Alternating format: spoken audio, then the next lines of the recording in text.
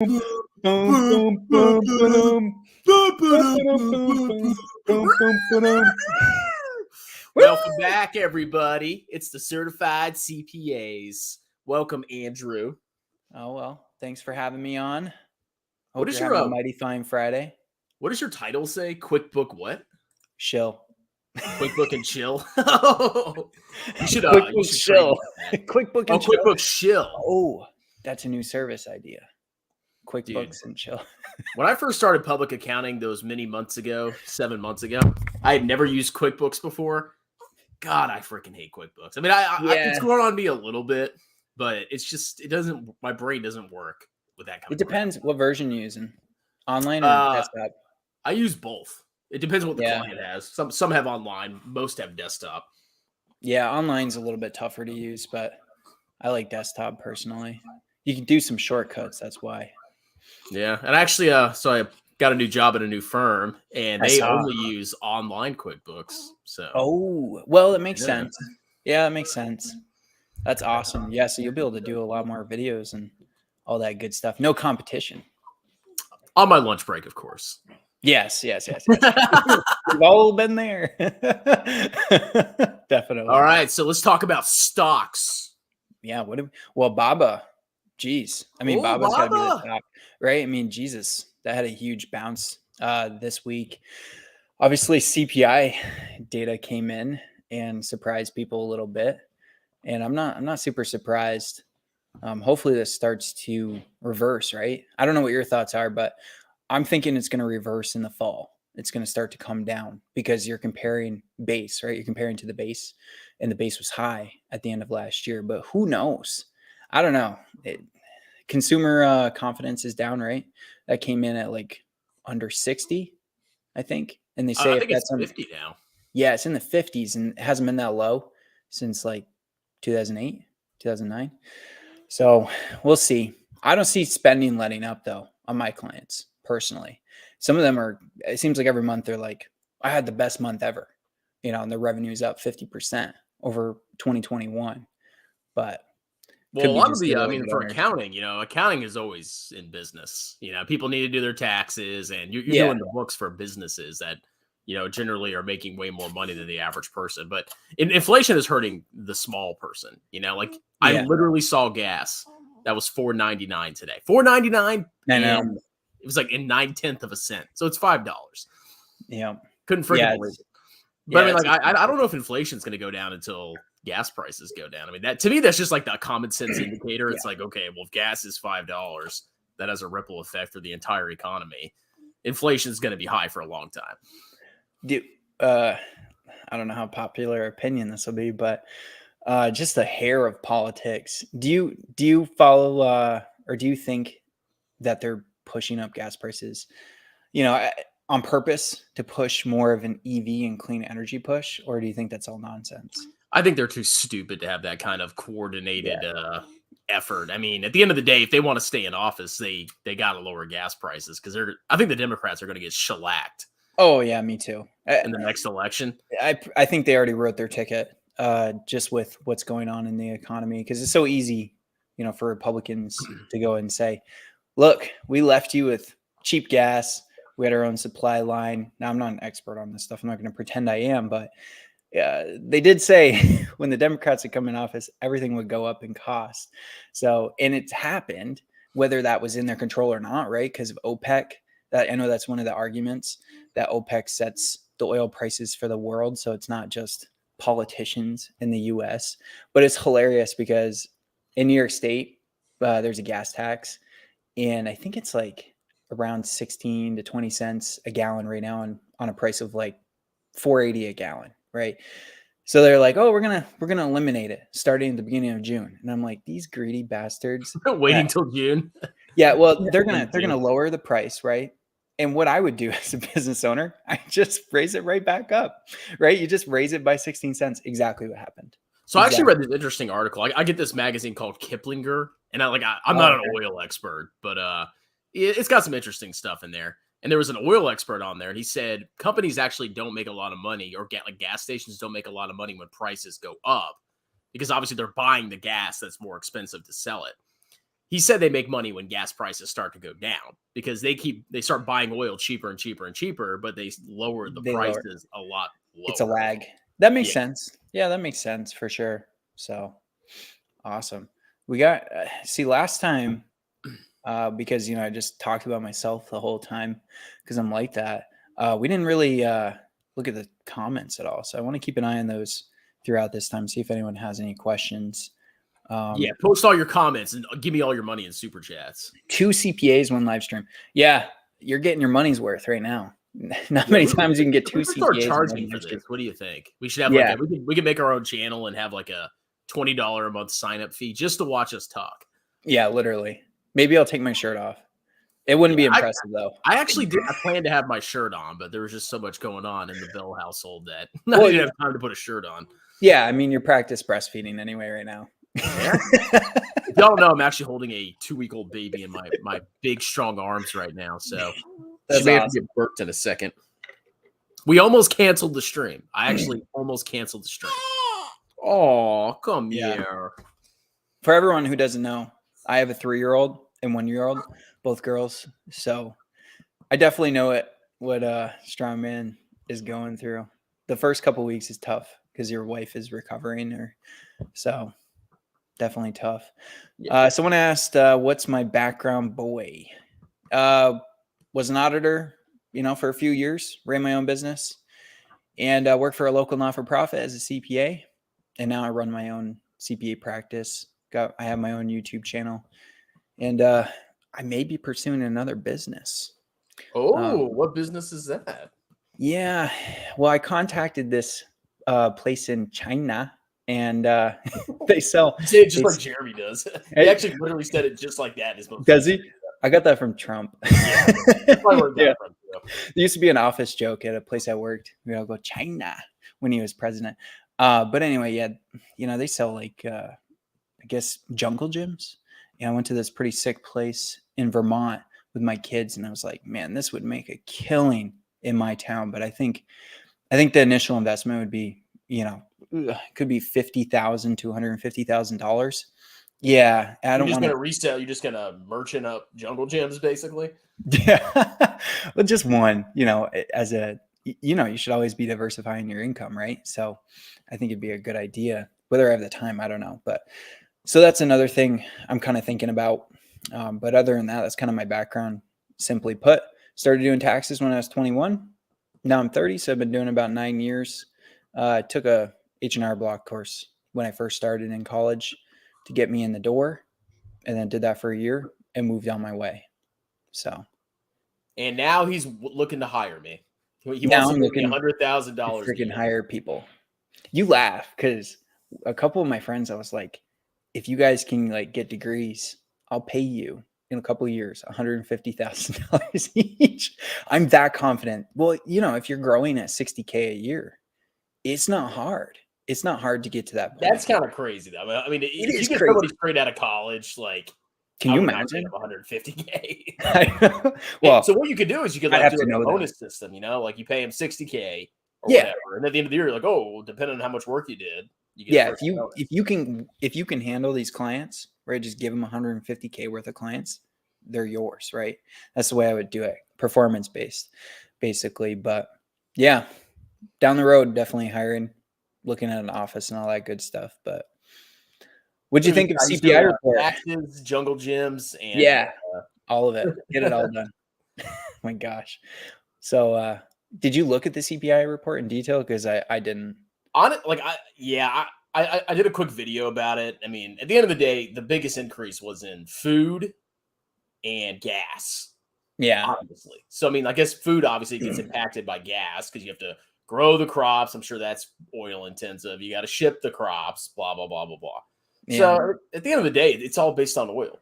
Once the oil starts to chill out, whatever. Yeah. And I'm not worried about oil because I'm going to start working from home now. I'm good. Oh, it does save you. It saves you a ton of money. When I worked from home 5 days a week, I was filling up my truck every 2 months. I'm like, and I have a Tacoma, so it's a tiny, right? I don't go through that much gas. I mean, now it's $70 to fill it. But back then I was only paying like $40 or $50 every 2 months. I'm like, this is awesome. I could do this or whatever. Plus the value of your car too. You have to take that into account. It's not going to go down as much, at least. So when 10x stock, none. I don't know. I look at these really speculative stocks that I was kind of looking at in 2021, and I'm like, I don't see anything going up 10x. I think as soon as something goes up 10x, it's going to get so much attention because everyone's so bearish that everyone's going to go and short that stock because they're like, it's going to go down. It's just the mind frame right now. Well, people got like addicted to Tesla because Tesla was that one crazy stock that went up enormously. And people think that just is a common thing. That's not common. Okay. Stocks don't go up 2,000% in the course of like 2 years normally. That's very rare. No. Especially in this current environment, you ain't going to get you're going to get 10x to the downside. Yeah, and I'm surprised it's held up. Although I saw something come through my email. I don't know, the front or something, Wealth Front maybe. I don't know. They quoted Elon Musk saying he's really worried about the recession. And I'm like, yeah, because you're starting to see right on your end of the business that you're not doing so hot going into this next quarter. So by then the end of the year, the stock could be down by half. And it wouldn't be surprising because it hasn't come down that much. People are baking in 50% revenue growth for the next 5 years. Like, that's so stupid. That means Tesla would have more revenue than Apple. It's like, come on. No way. There's no way Tesla can do that. It's a freaking luxury car company. But, the stock just won't freaking die. We have to wait for a couple earnings releases. And eventually when it does, all these clowns will disappear and we can live our lives again. Right. So Moonshot just commented, so Joe, since I took office, families are carrying less debt, average savings up, Americans feel more financially comfortable. Yeah, I don't know. I don't know about that one. Maybe if you own your own business and you have like a recession-proof, nothing's recession-proof, but a strong business through a recession, maybe. But I don't really think that's the case, because if that were the, I'm not saying you're saying this, Moonshot, but for Joe, companies like Target and other companies that have come out just recently saying, yeah, our sales aren't looking too hot, just giving you guys a forewarning, makes me think, Americans don't feel more financially comfortable. And how can they, with, interest rates rising? What is it, 0.5%? It seems like almost every month right now. It's crazy. So there's no way, especially if they have credit card debt, right? That's gonna be massively impacted as well. So, and if you have like one source of income, it's tough to survive. Like, I have multiple sources. I'm fine because I have multiple things that I do. But if I just had my one job, we would be struggling massively. I would not be able to save. I can tell you that. Well, you take a massive hit just from inflation, right? Going to the grocery store, filling up your tank. For a family of 3, you could easily be out $300 to $400 a month in a matter of 6 months. The price changes, and it kind of just sneaks its way in. So yeah, you got to have extra revenue streams. That's why I'm doing all sorts of different things, because I'll never be the guy, leave my job. Now I'm self-employed. Yeah, but now I look at it as, well, what happens if the IRS flips a finger tomorrow and says, you know what? All you need to do is have your employer file your stuff. You're not taking any special deductions anymore. This is what it is. 1% chance of happening, but I always think about stuff like that. I'm out a lot of money if that happens, or we go to a flat tax system. So yeah, you should never have one source of income. Totally agree. I still think there's always going to be a need for tax professionals. Even if you have a flat tax, just getting to your pre-tax income, that takes a lot of freaking work. It does. Tax code. It does. I don't want to rule anything out, just to be conservative, but it's likelihood in our lifetime nothing like that will happen. But you never say never, honestly. So, any good comments? Any other good comments in here? All these comments suck. We got some hot stocks here. Honest tattooed chef in the planet. Aren't you just sick of seeing these stocks? Like, why are we talking about these stocks? They got to be kidding. I think they're kidding. Oh, he's kidding. But it's okay.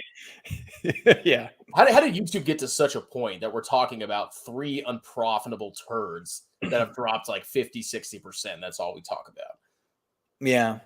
Yeah. I've had a couple on my channel that I had some hope in, and, the management or just really crappy management. I realized it's a good lesson to learn, but it's funny when I make a video talking about, being honest about these companies and saying they might go bankrupt, honestly. And some people are like, oh, I think it'll be okay. And I'm like, it's going to be okay when they issued 300 million shares out of 500 million outstanding in the last 6 months. And they've issued more debt and their revenue growth is going down. Like they're actually losing revenue quarter to quarter. I'm like, nothing's good. Nothing is good. So yeah. What stock video did you make that got the most hate? I can tell you mine was AMC. What's yours? Yeah. This wasn't an investment I had, but somebody on my channel asked me to do it. And it was Workhorse. So I did Workhorse, and basically I knew it'd get some hits because I put in this usually pisses people off. I put in the title or in the thumbnail, bankrupt or fortune, because naturally you're going to get two people in this stock. People who think that it's trash and it's going to go bankrupt, or people who think this is the next best thing. UPS and every single box truck type of company is going to sign on with them because it's the future. And that one got like 6 times the amount of views than normal, which for my channel, anything over like 500 views, I would say does pretty well. That got 6,000 views. Holy crap. Yeah. And this was like, oh my God, this was like in December, I want to say, when I didn't have nearly as many. I might have only had like 300 subscribers or 200 then. So that was a huge one. So yeah, that one. The other one is Exela Technologies. That one actually had some fundamentals. I invested in that one hoping, it'd have a turnaround. It still could. I haven't been invested in it long enough, but it's pretty much trash, honestly. The other one I've talked about is Ideanomics. I found that one when I was talking about Workhorse, and I thought it was interesting because they were acquiring a crap ton of other businesses. But I didn't invest in these things in my retirement because I'm not an idiot. Literally, I invested like when I had a full-time job, right? And I was bringing in a lot of money from my side business. It was just my side business money that I was using. So put the baby down. Baby's got to be burped. Oh, time to sleep. Don't cry. That is always a struggle. Oh God. So, see, I like you, Andrew, because you're so calm and measured. We can just have a very nice, relaxing conversation without screaming and wearing pink hats. My daughter has a hat like you do. I just found it. I almost put it on. I'm like, I don't know. Dude, one stream we should do that. That'd be freaking hilarious. Oh yeah, yeah. If we get enough people in, I'll dress like a total clown. Like I used to have a Chucky mask. I thought about just having it on when we started, just to mess with me, like this is the wrong guy on. Yeah. Anyway. So here's a great comment. Strong man is yoked. That's true. Yeah. Yoked. Oh my gosh. I like Julius. He comments on my channel a little bit too. Yeah, he's been around my channel for a long time. Yeah. Julius, you should come on one day. We can interview you, learn about your life. Oh, you know what you know why I like him? He commented on my last Exela Technology video, and I basically said, I think this thing's going to 1 cent, basically saying it's going to lose 99% of its value if something doesn't change. And he said, I know a friend that audited that company, and it was a complete shit show. And I'm like, makes sense. So it might be interesting to hear his thoughts. I don't know how much he can share about that. But to hear about a company, yeah, I see he just said Zila is definitely trash. Yeah. It's a global business process automation company. It's DocuSign's competitor. Oh. But an 80 million market cap. But here's the thing. They bring in about $1.3 billion of revenue, but the market cap's 80 million. It's their debt. Well, that's a red flag right there. It's like it is. It is. Yeah. It used to be a lot higher. But they have so much debt that they're probably going to go bankrupt. That's part of the problem. But have you checked their interest coverage ratio? No, I haven't. They've been refinancing, and they're like, "Oh, we refinanced. We're going to save $6 million a year." So in my video, I was like, "Oh, let's see how much $6 million will save them." Well, they're losing $140 million a year. So who gives a hell if they refinance something saving $6 million a year? You're losing $140 million a year. That's a massive amount of losses, right? So yeah, I'm looking at, it does have $1 billion in revenue, and then the market cap is, oh my God. I know. That's why I crazy. invested in it originally. I was like, you know what?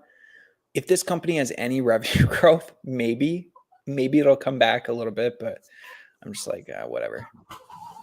So, Come here. see if we got any other comments in here. Hopefully, Guess once who my the son largest goes, shareholder of we can US pass Treasuries this baby Bank of off. Japan? Crocs stock. Is that actually like Crocs, like the shoes? Yeah, People have asked me to do a video on that. I mean, I'm gonna check it out right now. See if it's actually profitable. Is it like a cash cow type of company? Because I wouldn't be in it for like growth. I don't know. Like, well, they've actually have pretty people are gonna start massive. wearing They've had Crocs. pretty massive growth in operating cash flow. Every single year, it's gone up in the past 3 years. Well, 2 years. So that makes sense, right? But on a sales growth, got to be somewhat level with inflation, I would imagine, right? You know what happened? Here, I'll share my screen real quick. So basically, they just had a massive jump in 2021. I guess all the stimmy checks were spent on freaking Crocs. Oh, but you can see, like, look at the revenue. It was basically flat. Yep. Then they had a little bump here, and then basically almost 2x in revenue growth in 2021. I don't know, guys. No, not really my cup of tea. Because I'm looking at the years before that.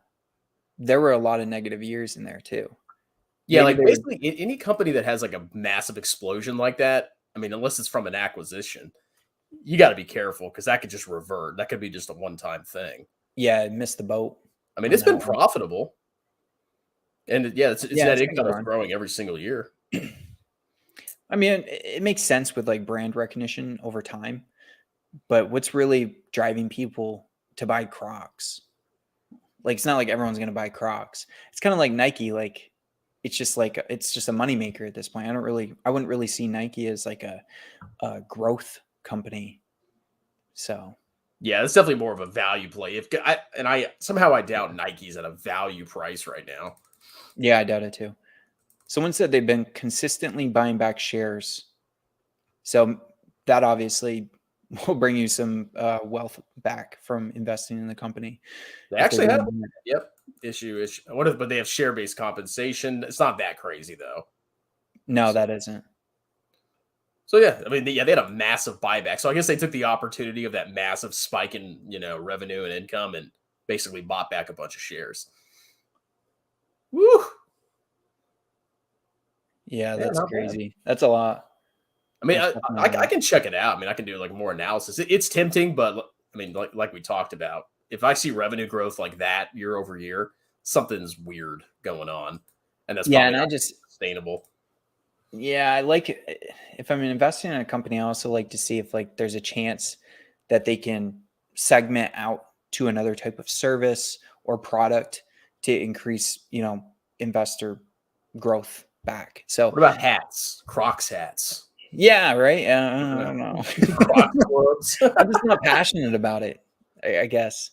But I also guess I'm more geared towards tech because I like technology a lot. But I'm not in a lot of tech right now, that's for sure. They bought Hey Dude shoes, also getting very. What is Hey Dude shoes? We're not cool enough. We're dads. We buy like the I don't know. I wear flip flops most days, honestly. It's like, dude, I was never cool ever. Holy crap! They spent $2 billion on an acquisition in the quarter ended March 2022. Whew. So that must have been Hey Dude. Wow, that's insane. God bless Crocs condoms. Now we're talking. If they did that, I'd be bullish because that would change. That would be future, bro. I should start wearing those. I wouldn't have so many freaking kids in the house. Jesus. Yeah. I knew that was going to come up. Yeah, you knew that joke was going to happen.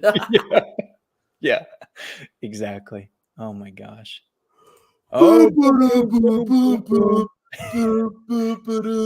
gotta whisper it.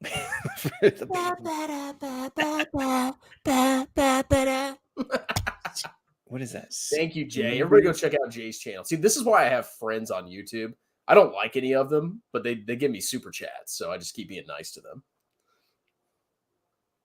Oh, someone's talking about forensic accountant's primary job. Who? Julius. Who's he responding to? The Naderix. Oh. What did he say? Now I'm kind of intrigued because they were probably talking about the Exela Technologies audit. Jesus, there's a lot of comments. I don't know. Yeah, we can get into the details of auditing because auditing's so fun. I'm telling you, like I've never hated something more than studying auditing. I thought it was the most thing I ever did in my life. High level, for everyone who doesn't know, auditing is just to give an opinion on the financial statements at a high level. So like when someone begins an audit, they just look at the revenue and they look at the assets and they take a percentage and they say, this is the level of reasonableness.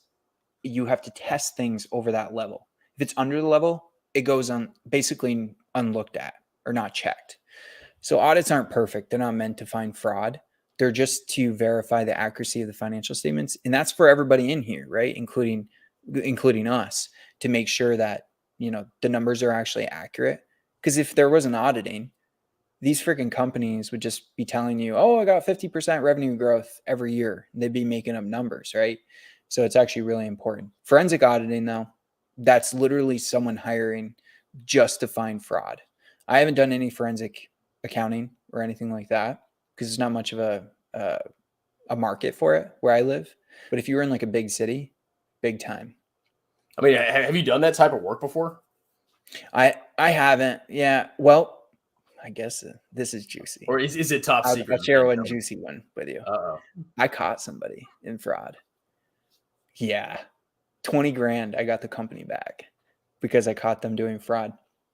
So a company that I worked for, can't say the name. When I came on, this person was like reconciling the cash. They were doing all the things they weren't supposed to, right? Reconciling the cash, depositing the cash, posting it to the general ledger system. So I came in, I was taking over their job, and I was like, oh, train me on some of the duties or whatever. So they trained me, they left. And then what happened was one of my deposits were changed from the time I did it to the time it got sent to the bank. Now there's carbon copies, right, of bank deposit slips.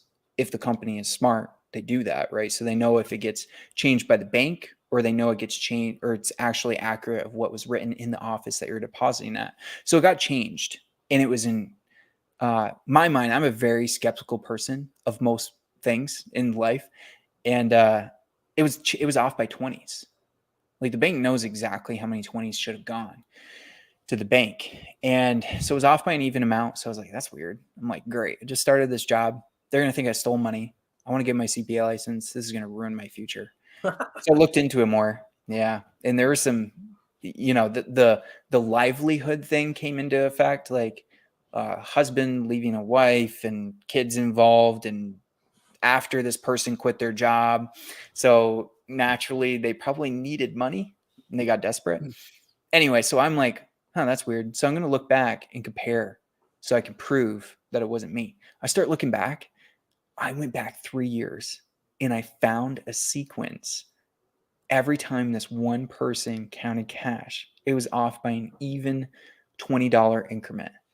So it ended up being their internal auditors worked on it with me, and we found 20 grand worth, and we prosecuted the person. Holy crap. Well, we were trying to. I had to speak with like an investigator and all that, and I was like, I'm not really like as much of a forgiving person. I'm a hard ass, so I was like, yeah, just put her in jail. And they were like, well, we want to, if she'll pay it back or he'll pay it back, we'll let him go. I just admit that you skimmed a couple 20s. Yeah, no, never would I. I would never skim anything. No, if you were really clever, you would have just kept the grift going on. Yeah, he's stealing. Exactly right. It's just, and I thought she was, this is getting really juicy. I thought she was sleeping with the boss. That's why she's getting away with it. What she got? Nah. Now, is your wife watching? Maybe to him. Yeah. No, she knows the whole story, but sounds made up. It's definitely not made up. And this person wrote a check, right? And there was a lot of statements like was the husband in the cartel and all this other crap. So I was a little worried for a little while that I was gonna get shot. All this stuff. It was crazy, man. But yeah, so I've uncovered fraud before, and it's not fun when you do find it. It's definitely not fun because you got to get the police involved, all that, and proving it is difficult.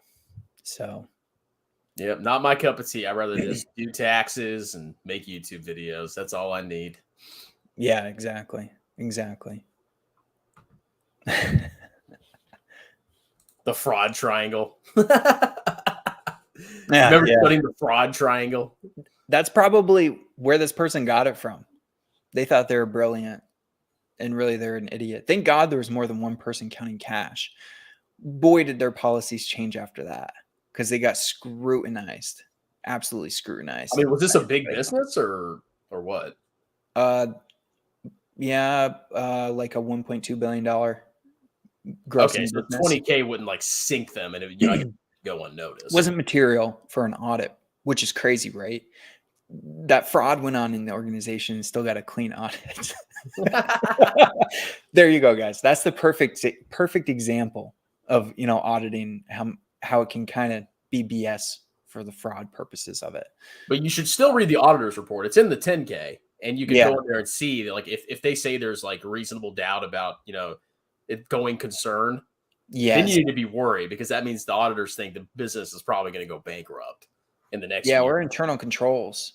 Internal controls are a risk for fraud, right? So if they say that, that's a big no. Well, I think I saw that with Tattooed Chef. It might have been Tattooed Chef or another company, but one of their reports said that they had like weaknesses in internal control for financial reporting. It's like their accounts suck and they'd have terrible processes. Do you really know what's going on with this company? Do you really? Oh yeah, I've seen that throughout the years. If they don't have good processes or whatever, they're probably missing things or things are not accurate. And you know, when we're looking at like Yahoo Finance, we just think those are the numbers, right? That's what it is. What if something was, say, over accrued, like for revenue by 10%, and you're looking at a $2 billion company? I guess it's probably unlikely at that level, but you'd be off by $200 million on revenue. That will change that could change your investment decision in that company. So it's very important that they have internal controls and that they know. He called me a snitch. Someone called me a snitch. You're freaking right. I don't stand. You're ruining my channel apparently. Killing your channel. Oh my God. Guys, I actually would be louder and more obnoxious, but if I wake up this girl, it's gonna be a freaking disaster. Oh my God. Everybody thinks strongman can just yell and scream all the time. Not true. Sundial is an example of a very likely fraudulent company. I'd have to agree. That was a stupid meme stock. I actually bought calls in that, and I couldn't sell the calls because they were 1 cent.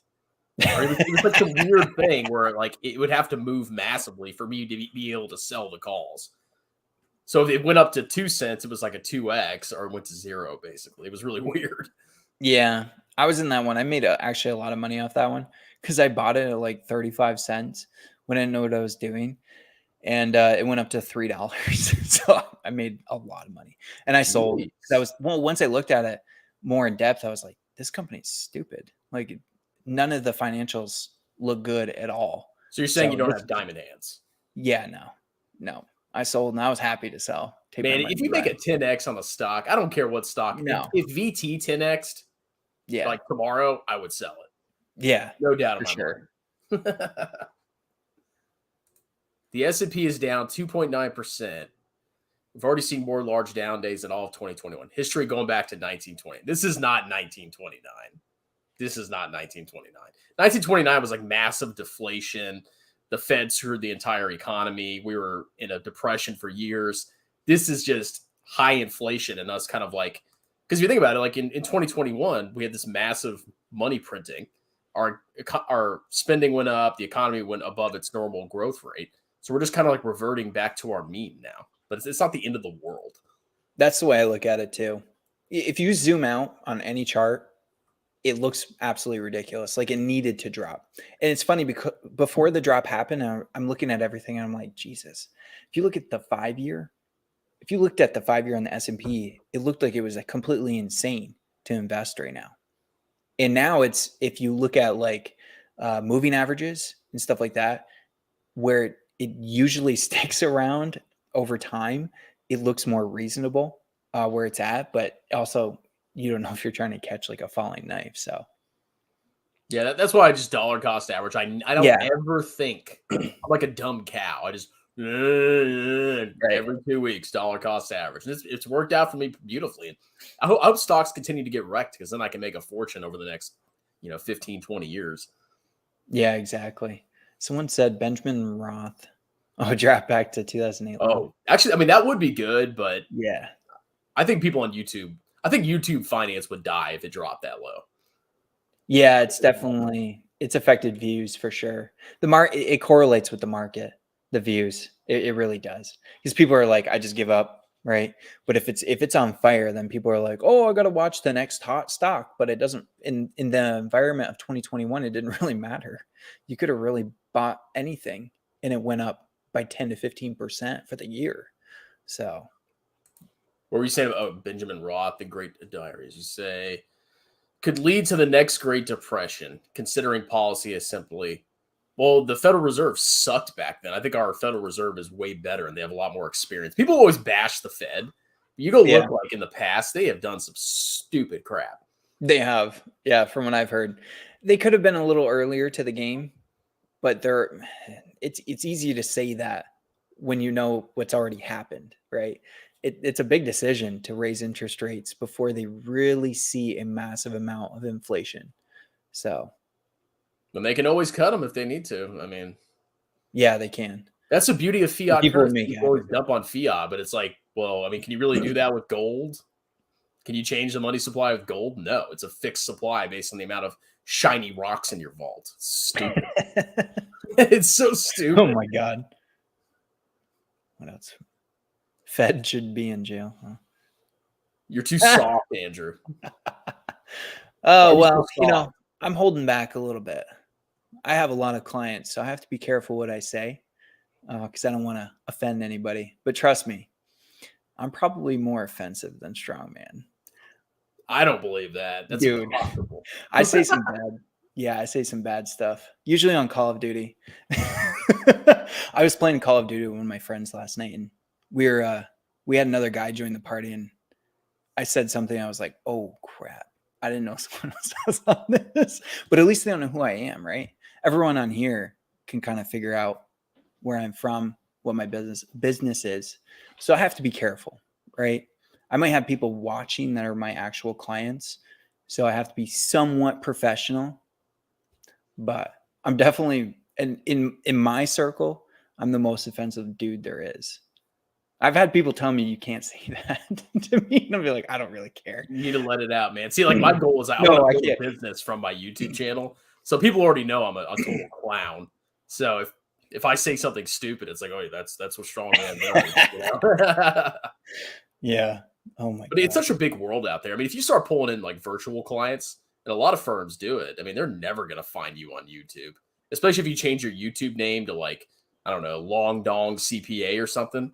That sounds about right. We should do that. Oh my God. Long Dong personal finance. This is a good question right here. What do you think of the recent non-GAAP adjustments we have seen in many balance sheets, especially after? Do you know about those? I don't know what they're talking about. Well, off the top of my head, I think he's referring to like income statements. Like they'll do like non-GAAP metrics, like adjusted gross profit or adjusted profit margin. Basically, they like add back random expenses to make. Yeah, I would never go off that. I would only go off of GAAP. There's a reason it's GAAP. This is so that the biggest thing about GAAP is it's for the comparability factor. If everyone's using something generally accepted, you can look at any company and know everything's should be accounted for the same way, right? If everyone's doing things differently, then like non-GAAP, then how do you even know what's like in the revenue line? If it's non-GAAP, they could be accruing revenue for the next 5 years in this year. Be like, oh, we earned it. So GAAP is really important. So I don't pay attention to non-GAAP because it's got subjectivity in it. GAAP is objective.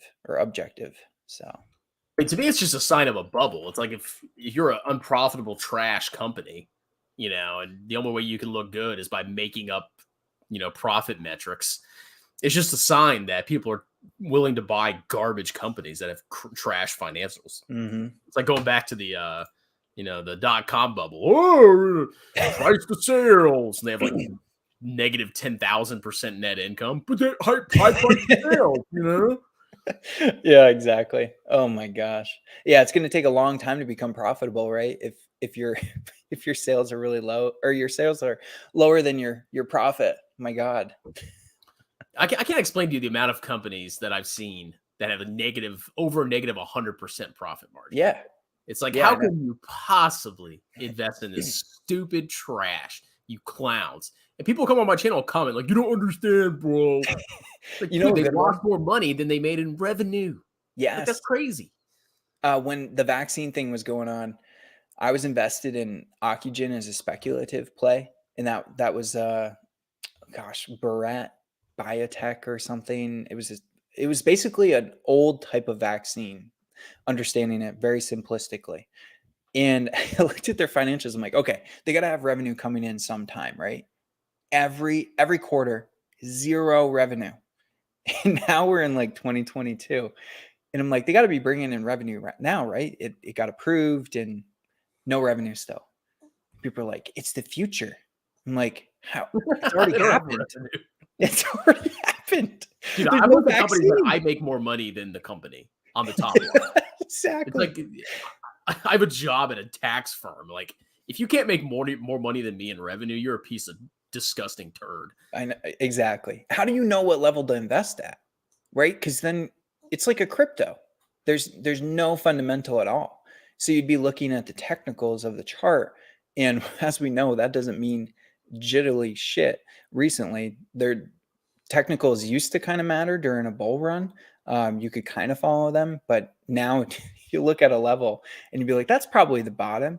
And it just falls 20% right past that without any, you any can't sort call of a bottom resistance. with a trash stock. It's impossible because there is no bottom. It could be zero. All right, hey, I'm going to drop the baby off. I'll be right back. Okay. Entertain the masses. All right. Well, I'll see if I can find some comments. You should grift your long live stream on Spotify. Yeah, I don't know if Strongman knows how to do it, but I have no idea how to use Spotify. I'm just an old dad that's 30 years old. So I invested in China. Chris, look at the ETFs. Huh. What ETFs are you looking at in China? Valuation is more important than technicals. Fake alias. Yeah, that's one thing you'll learn through a bear market is definitely that technicals don't really matter. I mean, I think it's always worth looking at technicals, but everything always returns back to their fundamentals. If you look at, any point in time in history. Tyson, I would smack you in person. What did I do to you, Tyson? Come on, man. The only non-GAAP metrics that make sense is adjusted EPS. So most of the net income is related to non-operating income. Okay. How do you analyze a crypto? Do you look at its website management or project if it is reasonable? I've analyzed cryptos before, but like I said, the only thing I could analyze really is the technicals or future events maybe that are coming up. I don't know much about crypto. I like I said, I've tried investing in it. Every time I'm like, I don't believe in this enough to really invest in it because there's no technicals there's no fundamentals. So until crypto's actually like physically used in a store that I shop at, I don't think I can value it in any way. Because I think eventually maybe you could value it like Visa or MasterCard or Venmo or something like that. But if if it's not actually being used, I'm going to always think it's trash. I mean, you can never like value the coin itself. Like you said, like if you have a crypto brokerage or a payment processor, Yeah, you can value the company based on like number of transactions, transaction growth. But like crypto is fundamentally worthless. No matter what crypto it is, Bitcoin or Dogecoin or whatever, it's impossible to value because it has no cash flows. That's my humble opinion. Yeah. I don't think this correction will end until a bunch of these trash, overvalued companies go down another 80%. Yeah, it could happen.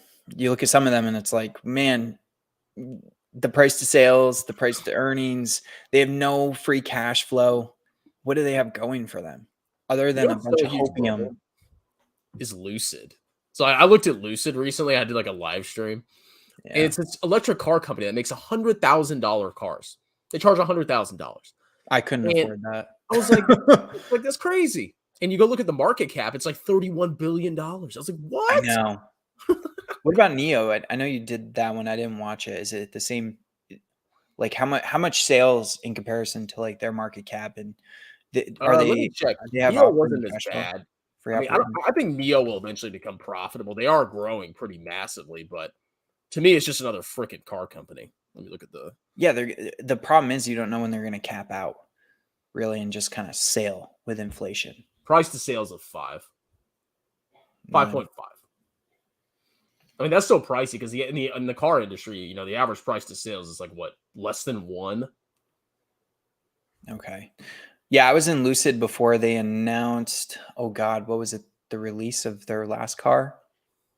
And I had pinned down a date and I bought in. It was like $18 as a speculative investment. And I ended up selling it for a massive amount of money. I think it was in the 30s. It ended up going up to like 60. I'm like, of course that would happen, but I'm taking my freaking money and I'm running. And then if you look at the fundamentals, it's like they don't have any sales. Like, how can you value them this high? They don't even have like really any sales. And now more competition is coming into the market. So I'm not very into Lucid or Neo. I'm not a fan of any of the auto industry. I mean, it's all so cyclical, and most of the gross margins are super low, and they're very capital intensive. Like they're not great profitable businesses. You can buy a tech company that has a 35-40% profit margin. You not have to worry about them going out of business. Right. So to address this comment, the only non-GAAP metric. So basically what he's saying here is like, if there's some kind of impairment charge or some special thing happens in a quarter, and sometimes with GAAP, you have to write off the entire loss. Like what happened with Teladoc and the goodwill impairment.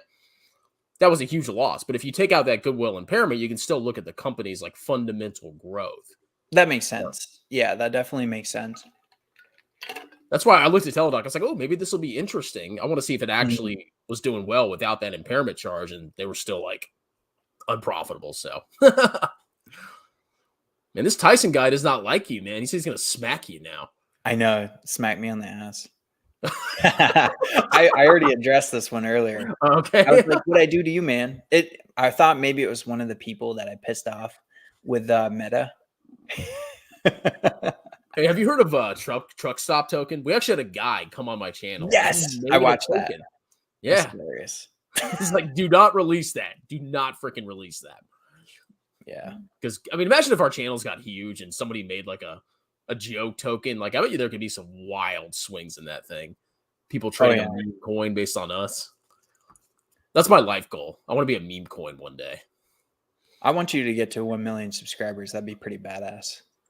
I don't think that will ever happen. I'm not family friendly enough, and that's fine with me. You think families watch me, Kevin? I don't know. He's more appealing to the average he's more appealing to women, number one. Women freaking hate my channel. You look at my viewership, 98% male, and everybody says the whites hate me. So it's like, okay, I mean, I lost half the population right there. We should just put out videos, say, this sounds so sexist. We say something like, the next best investment for women.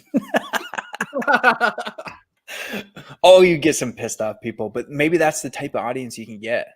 A bunch of butthurt women. Hey, as long as they're watching the videos, that's all that matters. That was my philosophy a long time ago. Like, my channel sucked. I got like 10 views per video. I was like, you know what? I'm just going to make videos dumping on trash stocks. And even though I got hate, I got views and I eventually got subscribers. It worked. Yep. So Then eventually you can move in to whatever you want. This is what I want to do for the rest of my life. I want to sit here shirtless with a pink hat on, talking trash to a bunch of other YouTubers. Put them in their place. Somebody said Meta stock, or he's saying Meta, Facebook. Yeah. He said Facebook was down 10%.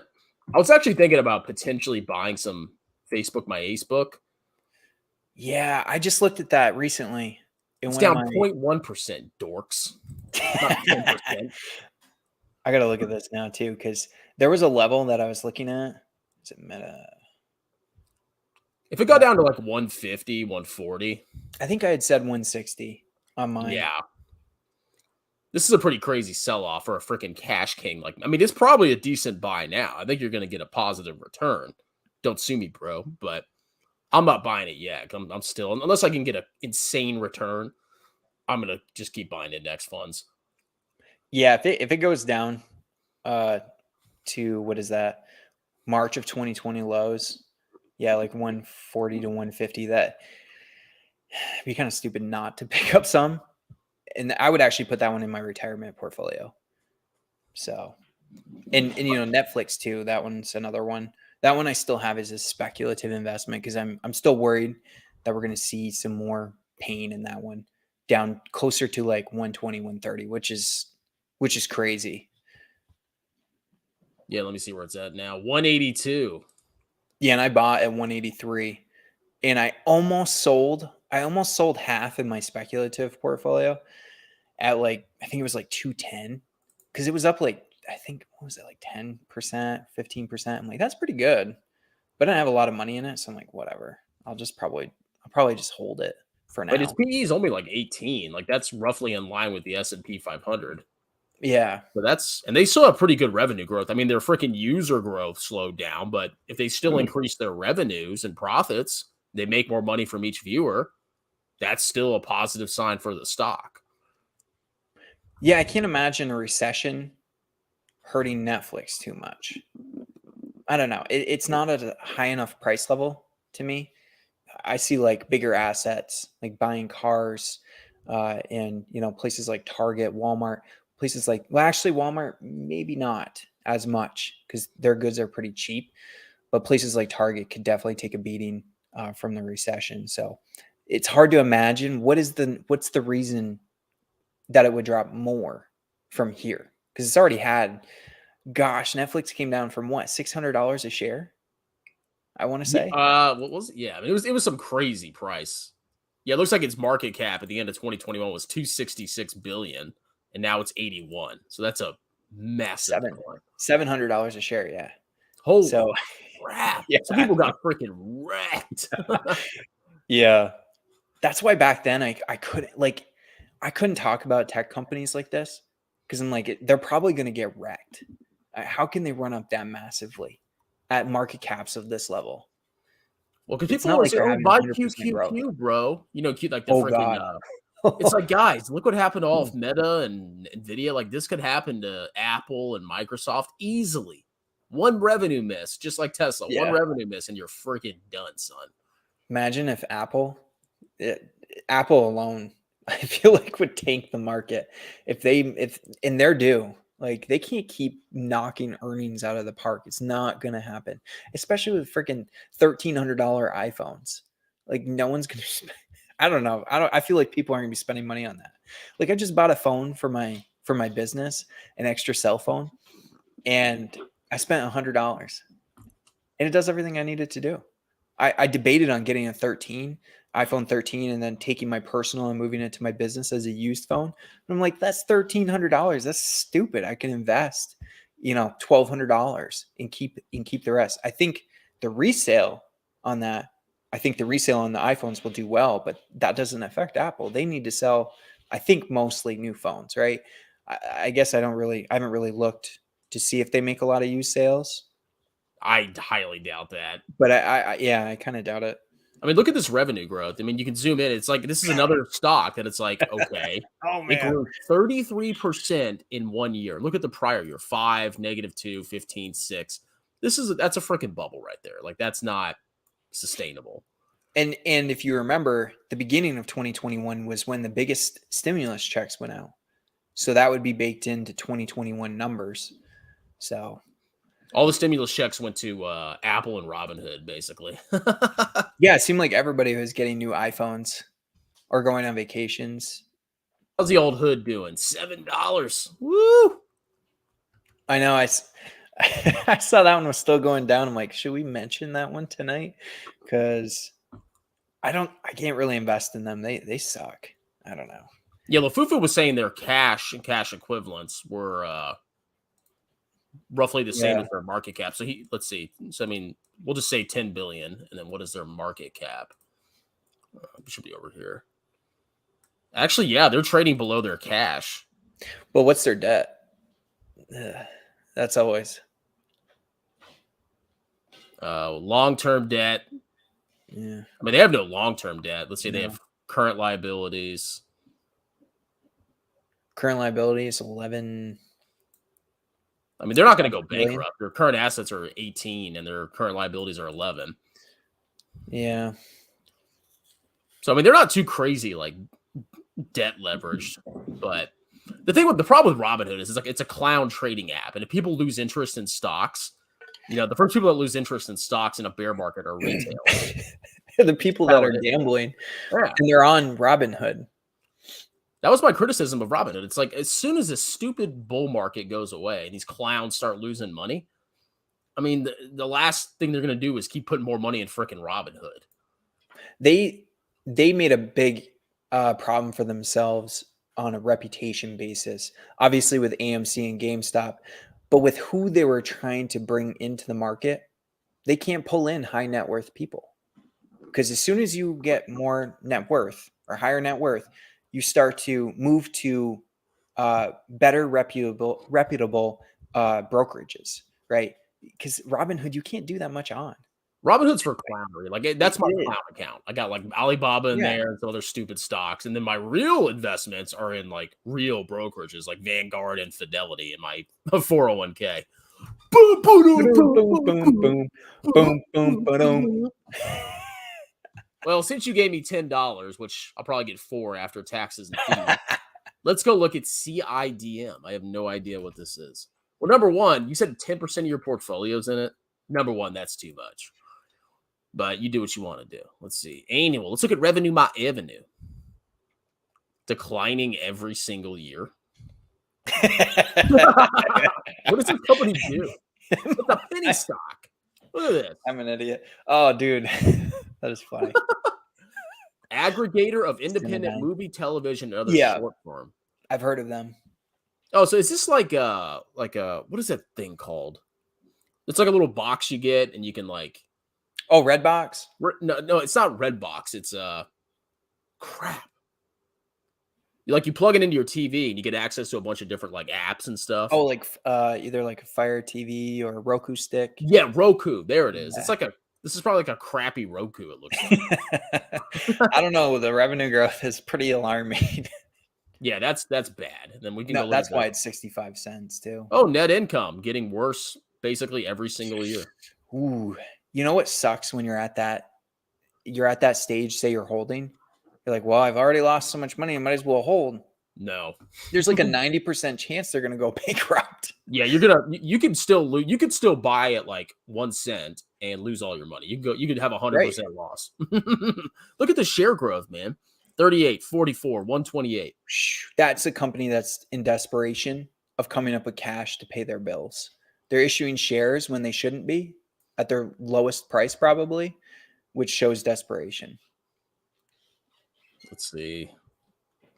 Current liabilities, 57 million in current liabilities, 43 in current assets. So they have but goodwill is for their long term.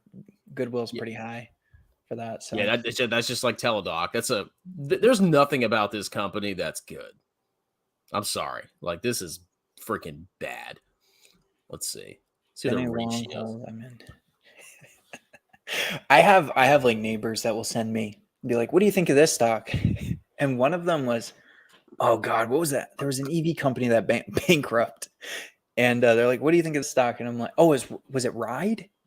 Was it Ride that went Lordstown bankrupt? Motors, yeah. Lordstown. Okay, yeah.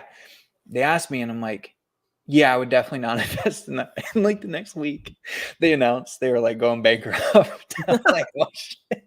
Every stock they send me, I'm like, yeah, I wouldn't invest in that. Sorry. It's like even people that know how to look at financials, like when it comes to stocks, they just ignore them. Like it's freaking crazy. Yeah. It's down 90% from its high. I'm like, did you look at why? It was down There's usually a reason a stock sells off 90%. But yeah, dude, I'm not going to tell you what to do, but I can just tell you that company's hot, stinking, disgusting garbage, at least in my opinion. But you know, it's likely not going to survive. Looking at it,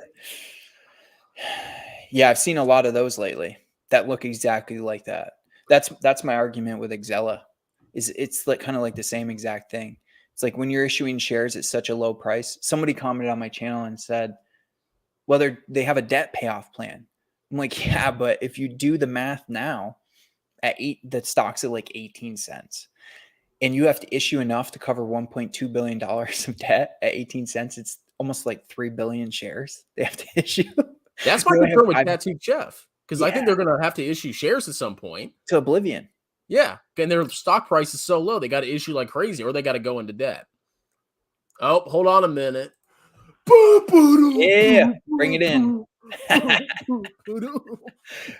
Oh my god, this is my future. Just collecting super chats and shitting on great stocks. valuation, in my opinion. Maybe we'll get a good one. All right. Well, since you pay me $10, that is going to become $4. But look at WPP. All right. Revenue's like basically flat. Actually, let's see what they are first. Creative Transformation Company provides communications experience and technology services.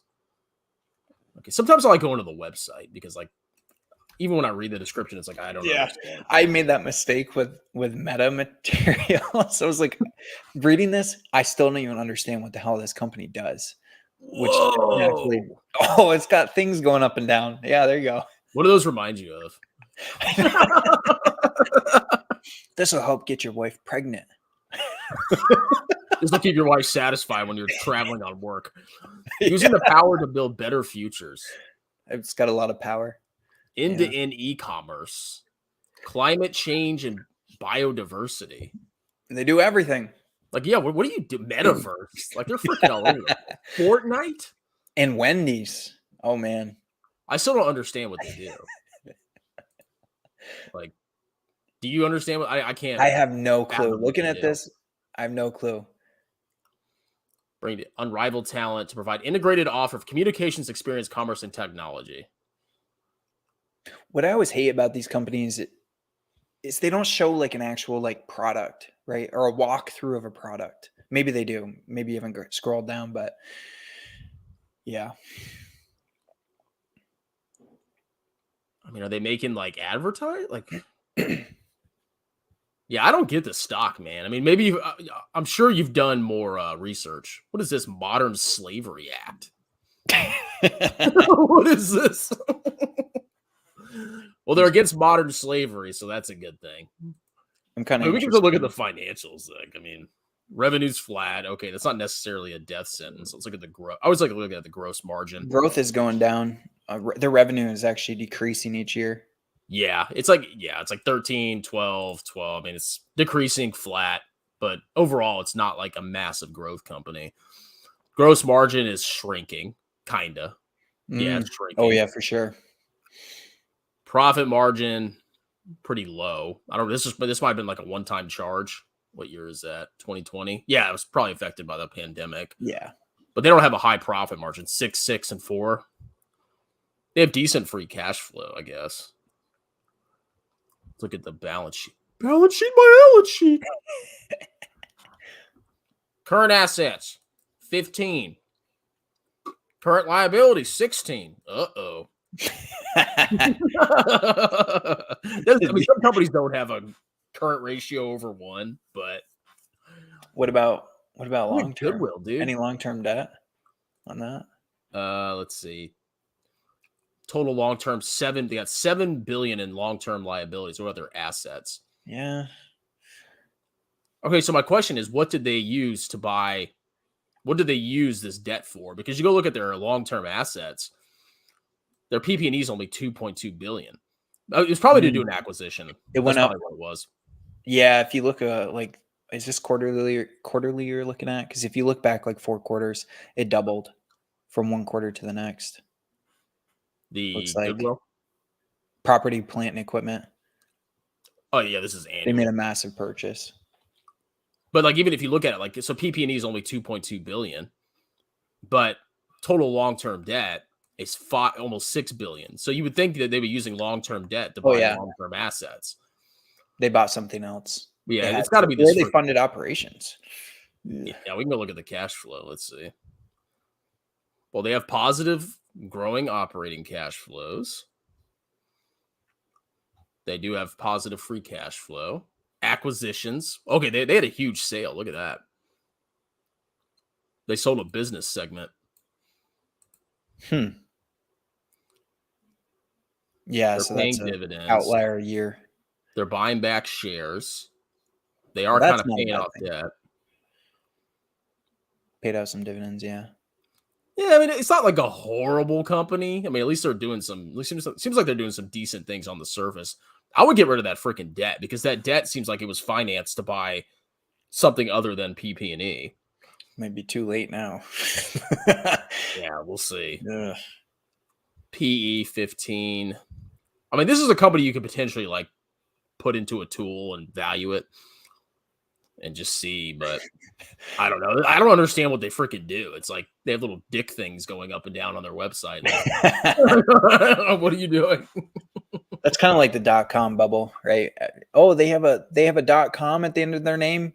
They're going to $1 million per share. So, oh my God. Yeah. So our verdict, the bearish bull, is we don't know. Yeah, I don't know. Honestly, that doesn't appeal to me. I mean, I like companies that at least have some revenue growth. When you know what they're doing too. You understand it. Like, maybe you understand more, but that's not something I would buy. This company is going to acquire Tattooed Chef. Well, if they did that, that's a bullish sign. Says the Zila investor, he said. Actually, hey, you should subscribe to my channel and look at my portfolios, and you'll know that 95 or 90% of my money is in TRP funds or in ETFs. And that includes my wife's. She's got a deferred comp. And my kids' college funds too are in TRP funds. You don't have your kids' college in highly unprofitable small cap growth stocks? Yeah, whatever. It's just their education. Do you not love them? Do you not love your children? Come on, man. Yeah, I should just gamble my kids' money. Yeah, but literally my kids' college fund is VT. Like, they didn't have VT, but they have a total international and a total US. And I just structured the investment so it's VT. You should sell all of it and just you should go to a local gas station and just buy all lottery tickets with it. And there you go. You can pay for their college that way. So I actually tried the lottery. I was like, you know what? I'm gonna see what this is all about. So I took like $10 and I was like, if I win, I'm keeping the money. Yeah. And I lost $8 and won $2. Yeah, I lost. I don't know. I think it's rigged. No, they have an algorithm. No way. It's going to be rigged. No way. Oh, my gold tooths, bro. Oh my gosh. I'm just looking at some of these comments. Let me grab some water real quick. The latest April 22 CPI reported shelter costs only rose 5.1% year over year, yet various real market measures and indexes of nationwide house prices and rent are showing increases ranging from 12% to 20%. Yeah, I didn't look at the CPI report today. I had some work being done on my house, so I would like to look at it, see what gave the surprise. But yeah, it's a little surprising that prices aren't starting to come down, especially with I think consumer confidence going down. I think consumer spending is going to decrease. Naturally, that's going to increase or decrease demand, right? And then people will need to discount their inventory to make up for the demand that's not there, to bring demand back to the market. So naturally that'll adjust prices, but I got to look at what exactly it is. Definitely surprised me. I've won $500 on a $20 ticket once with a scratch off. That's awesome. But how many scratch offs did you have to buy? We have a place. 6,000. Yeah, right? I always love the people that'd be like, I won at the casino. Yeah, but how much did you spend? And I'm not talking I've done a couple returns here, I've done a couple returns with like people do gambling and stuff. Not a single person has won. No. Has come out profitable. Like, it's like, just don't freaking do it. It's stupid. Oh my gosh. You are decreasing this live stream numbers, Bussy. I got to do something different. Yeah, but the money's coming in, man. This is a profitable live stream. Take off my shirt. You see all my tattoos? Do you have tattoos? I've got a couple. I'm actually mostly pure. on my I have ass. 0 tattoos. 0. Yeah. Smart man. Hey, somebody asked what my shirt was earlier. It just says, I don't dance, I finance. Actually, You're I dance. Accountant. You can't say that. Yeah. Yeah. Those are like our rivals. I know. Finance, bro. You would have hated my Tesla. I know you would have hated me today. I was on the phone with a financial advisor asking them about their fees. Yeah. Like, yeah, if I ever start my own tax business, like, no financial advisor will ever work with me because of how much trash I've talked about them. I've shot myself in the foot in so many ways. Unless they're working for free.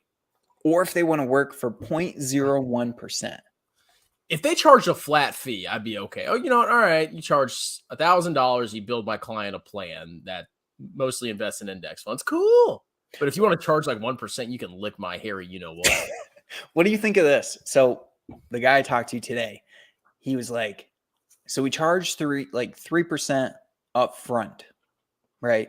Then if they stay on, if they stay on, it's 0.65% each year. Like 0.65% is still more reasonable, but I just got done saying, I was just talking trash to this guy about other financial advisors charging 3%. Like, he tells me, I'm like, no, don't tell me that. Imagine moving $1 million over to them. Yeah, and they just take 3% right at the start. It's ridiculous. Like, financial advisors are scum. Okay, I mean, I know you probably have clients, whatever. I personally, Andrew does not endorse this. I think they're freaking total scum and losers. Yep, I plead the fifth. Yeah. All right, so we have to. Because I got paid $1.99. Woo! We have to talk about the Dogecoin millionaire. This guy, this Dogecoin millionaire is a fucking idiot. He's an idiot. When I first saw him, I know he was on like Graham's channel and Andre Geek and all them. And they're like, you should really sell. And I'm watching and I'm like, I cannot believe this guy is going to be like, I'm going to diamond hands. Like, he's going to lose all of his money. And it's funny now. Dude, I have more views on my channel than him. Like, and I don't make a lot of money I don't make I can't live off my YouTube channel. So my question is, like, how is this guy surviving? He must be getting paid out to sponsor stupid cryptos. Yep. He's getting paid to sponsor other cryptos, which is just so scummy. And this guy, if he would have sold, he would have made himself a legend, right? But because he didn't sell, he makes himself a legend in a different way. Now everyone's going to refer back to him, to the guy who took out debt to buy a cryptocurrency that was a joke, and he lost it all back. Maybe he'll actually Doge will go below what he bought it for. Let's see what it's trading at now. 7 cents. Yeah. Is this not a pump and dump, ladies and gentlemen? Is that anything other than a pump and dump? Yeah. Oh, but you don't understand the technology, the meme. Julius said he didn't expect me to have tattoos. We've all made bad decisions in high school. What kind of tats do you have? Is it a nut sack? Yeah. I have one on my back and one on my arm. The one on my arm's just like I got it put just in case I ever worked in like a respectable job. At the time, I was not respectable in any way in high school. working at like I worked at a gas station. Did you work with Jeremy? No. And that gas station went bankrupt, guys. So don't have me run your gas station. Anyways, it's like stealing from the cash register, taking quarters out of there. Yeah, it's an armband and it's up above my sleeve. And it's funny, when I got it done, the guy was like, "Do you want it to connect?" And I'm like, "What's the difference?" And the guy's like, "There's like this thing. If you have your armband connect, it's actually, there's a good likelihood you'll go to jail." I'm like, "Well, now I can't do it. Like, I'm gonna have a YouTube channel one day." No, I want to be a YouTube star. Yeah, I'm actually the only person in my family that does not have a tattoo. My sister's covered in them. My mom got one. My dad used to be an officer in the Army, did 30 years. He got a freaking tattoo. I'm the only person that doesn't have one. I think it would be epic. You know what I'm gonna say? Get a tattoo of Jeremy financial education right here on your chest, just a small one, and tattooed chef. Should it be a normal picture of Jeremy or the one with the clown nose and the pink hat? Oh, Jesus. One that you won't ever regret, at least, if your kids see it. Or maybe you don't care. Who's that, Daddy? That's the man that made me rich, because I just talked crap about him constantly for about 2 years straight. I know. Why won't he debate you? It doesn't make any sense to me. He knows I tear him apart, number one. And then number two, he doesn't want to give me attention. Yeah. If he gives me attention, then I just grow. Because I've attacked him so much, like if all his fans heard my message, he would go out of business 100%. Yeah, he looks scared. He is. Look at his eyes, man. Look at his bloodshot eyes. His videos are so dumb. Like, he'll have like a thumbnail and everyone will be like, "What's going on with the market? Everything's falling." It's like, isn't your whole thing buy and hold? If you're saying that, then you shouldn't be putting out videos saying, "Oh my gosh, everything's bad. Stocks are going to go down," or whatever. He shouldn't. His message should be the same as yours, really, from what I've heard. He's losing money. That's the problem. So what he has to do is do the most clickbaity possible crap, and then like kind of slip in a message that's positive. So because he's desperate. I mean, I think he's financially at the end of his rope. Yeah. Someone said tattoos are disgusting. And I'm going to say they are disgusting. I'm going to say, well, it, got me married. My wife only likes me because I have a tattoo of a nuts. Yeah. Oh my God. Ryan Kim, that's the clear value tax guy. He probably ignored me. I'm too small. I'm insignificant. Get a Rio tattoo. Oh my God. All right, if I get 1 million subscribers, I will get a tattoo of Jeremy tramp stamp. Oh, I'm not. You said it. I will not forget that. So I will post videos if you don't do it now. I mean, why wouldn't you? Might as well. Like you're already set for. If you get 1 million subs and you play it right, you're set for life, man. You just bank all that money, put it in VT. You can do whatever you freaking want, man. Dude, I can see it now. Your opening would be like you turn around and shaking your lower button. Check out my ass, guys. Yeah. Oh my God. Let's see. Wait, what? That trounced the overall. What are we talking about here? I don't even know what this guy's talking about. Tesla? You talking about Tesla? They might be talking about ETFs. I'm not. No. There's too many freaking ETFs out there. Just buy VT. I mean, is this really that hard, ladies and gentlemen? I actually had multiple ETFs. I had like a small cap value. I had a real estate one. I was like, I'm tired of looking at this crap. Tired of rebalancing. It's just whatever. VT. Done. That is a lot easier. It gets a lot to keep up with too. Sometimes it's hard to pick too. I'll look at it and I'll be like, Jesus, which one should I be buying? I got to have some sort of like plan here going into every 2 weeks. So yeah, it takes a lot of mental effort, but if you just literally have VT, like I don't even think about it. It's just like, okay, $500 came out of my account and now it's in VT wax. Okay. Then I go and drink beer or feed babies or something. Strongman, what do you think about this being reflecting the income statement like Berkshire Hathaway? Well, I will say people that are a lot smarter than me in the accounting field have decided that some investments should be reflected as income in financial statements. So I'm not against it. I mean, if you buy a company and the company's profitable, you have to, record your income in some way. I mean, you're making money.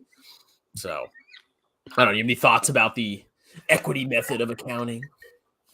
Well, I don't do a lot of it because I don't audit anymore.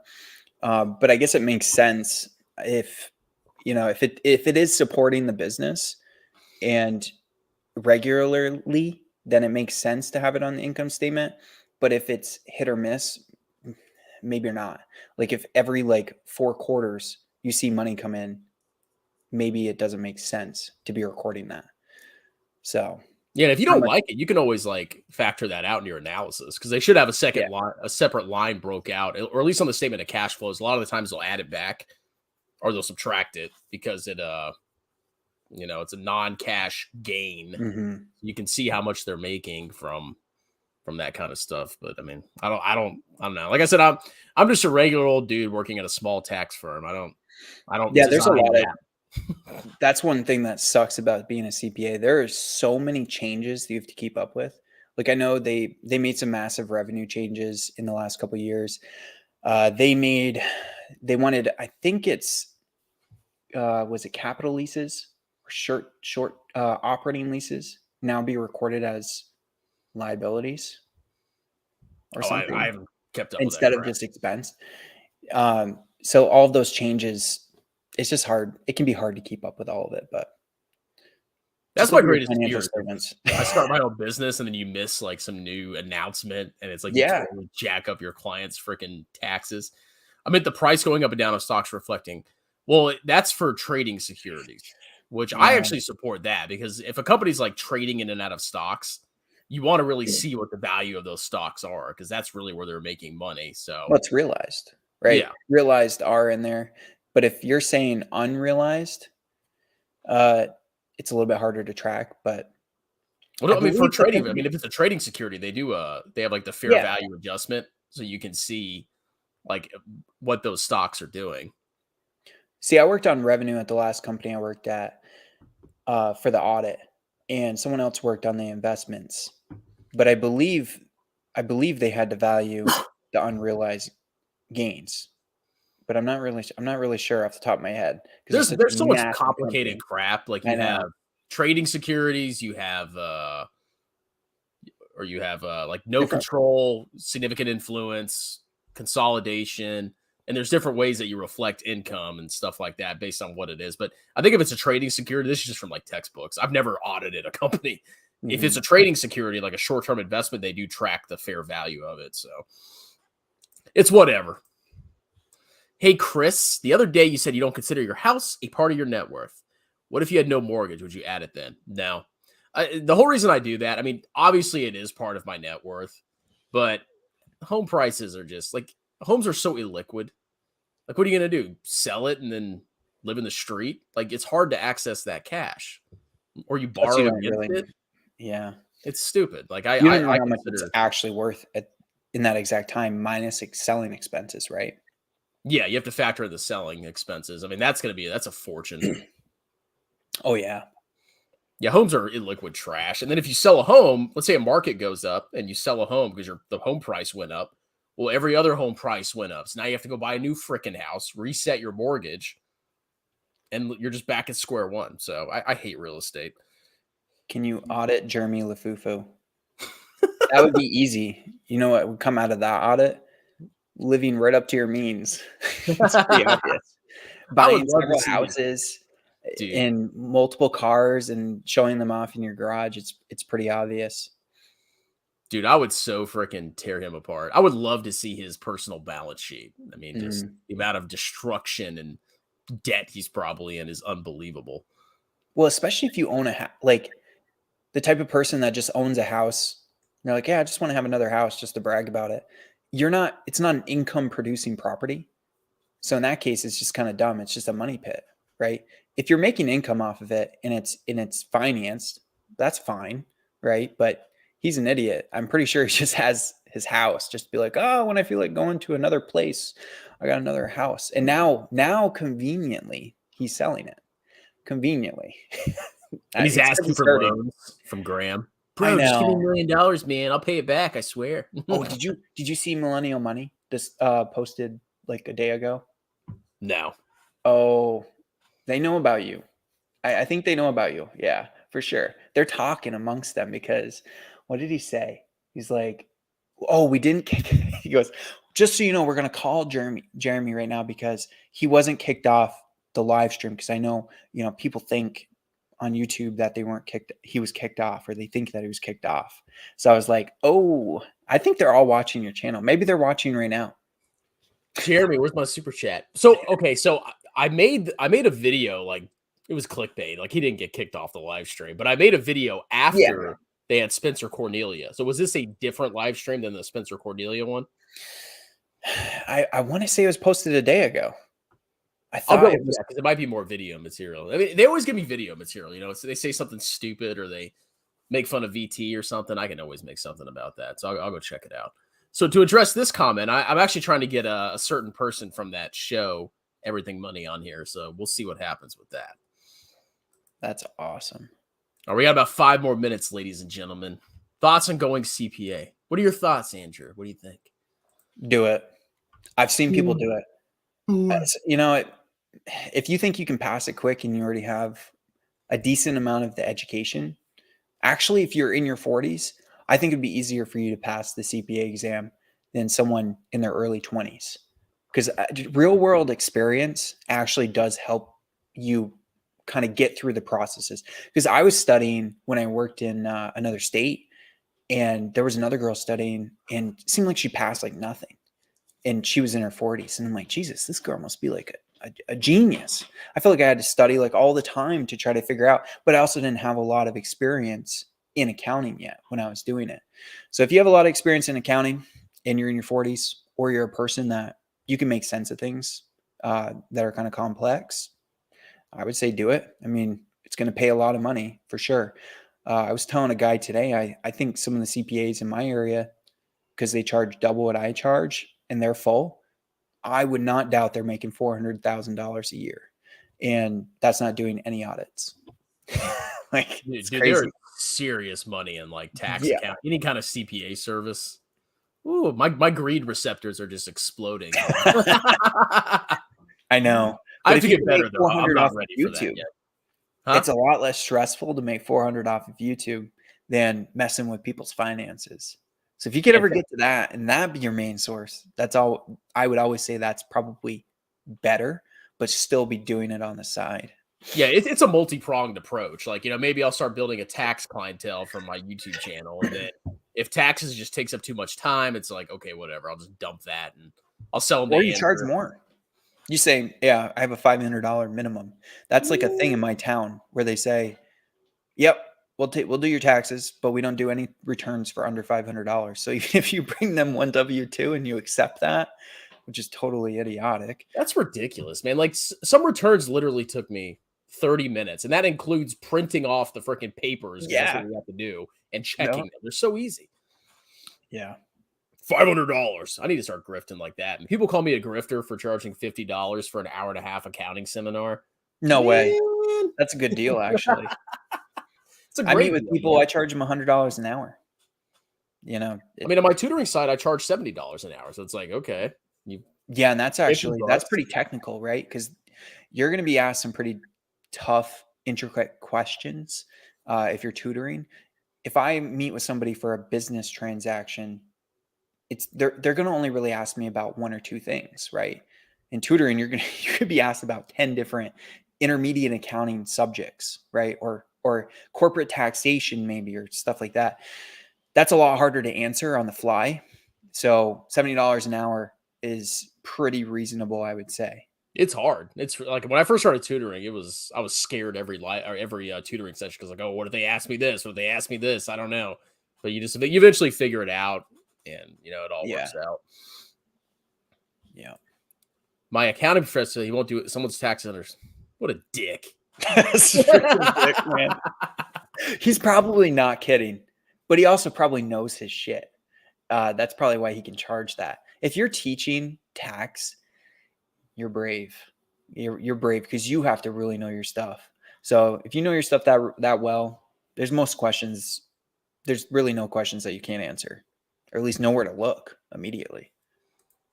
Yeah, there's a reason they get paid a lot, because you got to know a lot too. All right, last question. This is very important. What is a good bench press set for you? Weight and reps. So I usually put on 225 on the flat bench, and I do it between probably 8 to 10 times. I don't go super heavy because I'm getting older now. I don't want to every time I go super heavy, I hurt myself every freaking time. So now I'm just like, okay, I'm stopping at 225. That's it. So that's what I do for bench, but I don't do any crazy stuff anymore. Yeah, and I don't bench. Isn't it kind of obvious? Look at me. I got like no chest. I actually used to be a wrestler in high school. Me too. You did? Yeah, I was 171 weight class. Ah, okay. So I basically wrestled from 7th grade to senior year. I was on varsity, but I started at like 96 pounds. Went all the way up. I think I ended at 152. Yeah, 152. You're probably I would pretty bench good back then, but I've lost it. And now I'm like, one of my buddies, he had a picture of me at one of my girl's birthday parties the other day, and he sends me and he's like, nice pic. My stomach's like sticking out. I'm like, all right, I'm going back. Like I started, at least curling and stuff, doing push-ups. We're in our 30s now, man. We're getting old, okay? You got freaking kids, you gotta cook for them, and you got stuff to keep up. It's hard. Yeah, this stream almost didn't happen tonight. Because of kids. They ruin everything. It's tough. Actually, all right, well, that's it, ladies and gentlemen. Any last comments? Everybody go check out Andrew's channel. He does kind of the same thing without the pink hat and business. Yeah, and I'm going to be bringing in some different stuff too, outside of stocks. See if I can bring some financial education to people. Financial education 4. That's what. No, somebody already took that. It's got to be 5. 5. So, yeah, keep an eye out. And a lot of the same stuff, I guess. Some bashing of stocks. I try to stay somewhat positive. Got a fly right here. Try to stay somewhat positive, but it's hard based on some of the companies people ask me to look at. So I don't even try to stay positive. Yeah, fuck it. God. All right, well, thanks for coming on, man. We're gonna do this every week, hopefully, unless the kids get in the way. So good stuff. Yeah, thanks for having me on, man. Talk to y'all later. Cheers.